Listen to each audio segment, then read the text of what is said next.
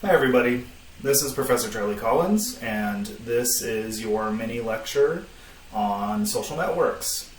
So today we'll be talking about the ego, and I'll be giving a brief introduction to the ego and sort of the beginnings of a social network.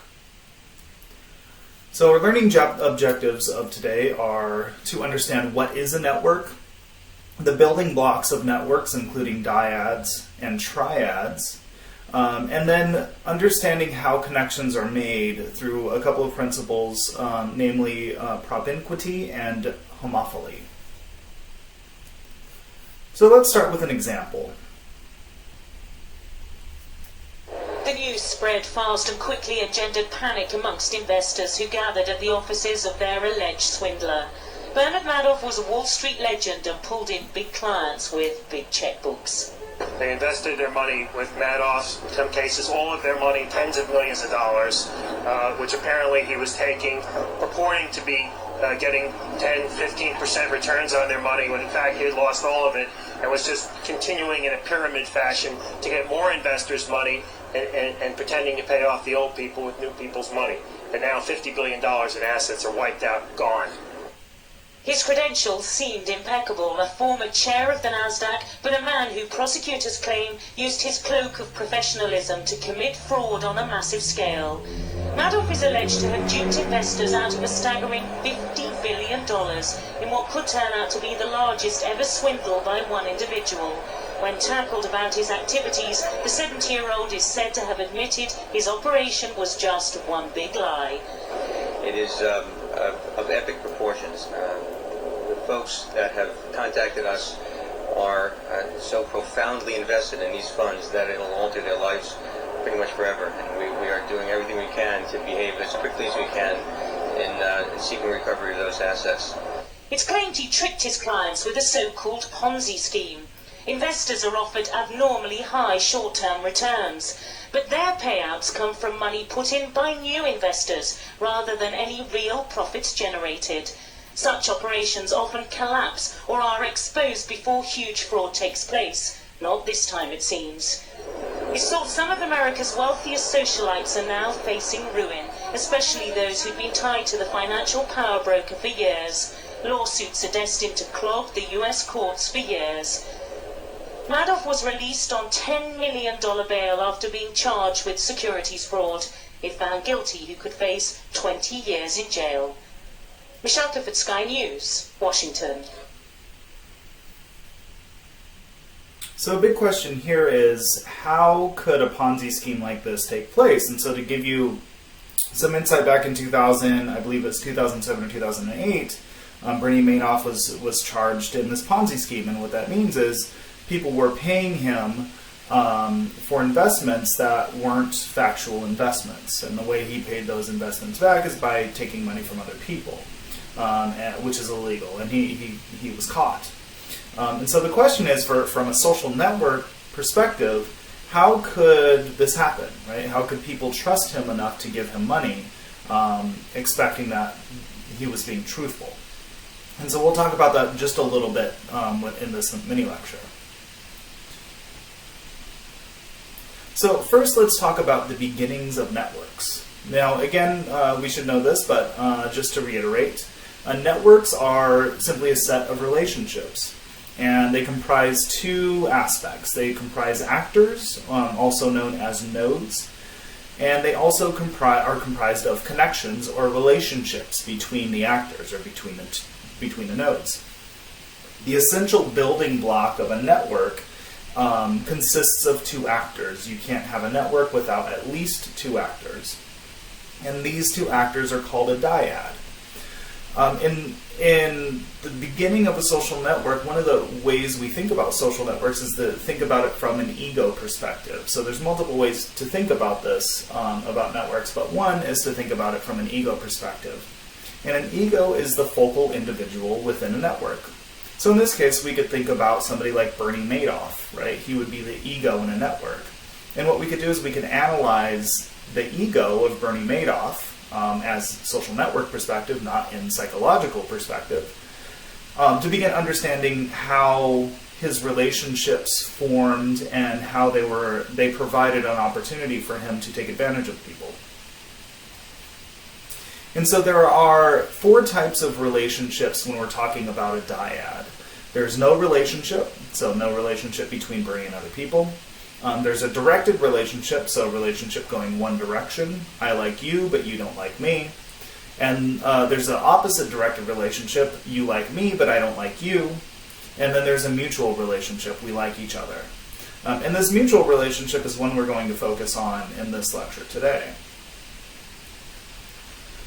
So let's talk about dyads and reciprocity. So reciprocity or mutuality means that if I like you, you also like me, right? There's an exchange there of the same resource or a similar resource. And this is all dependent on context.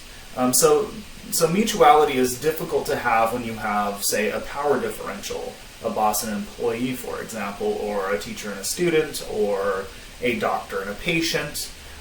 Mutuality is difficult to obtain there because of the context.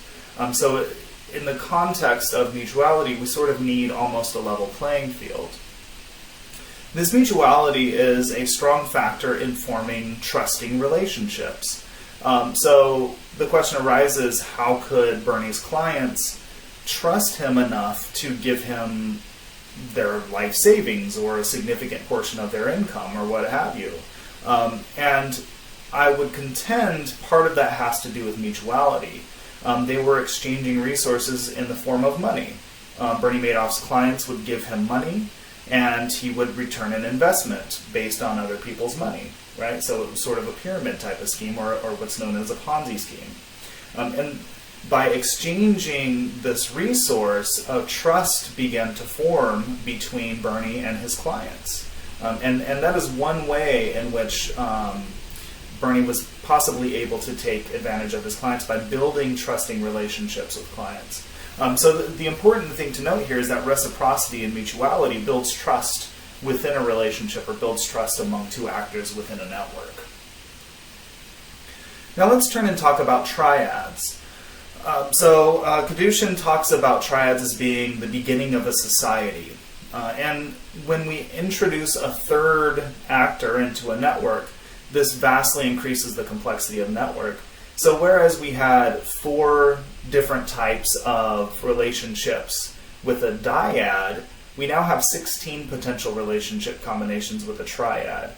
And this becomes exponential. The more people we add, or the more actors we add to a social network, the more different, the greater number of potential relationships that can occur.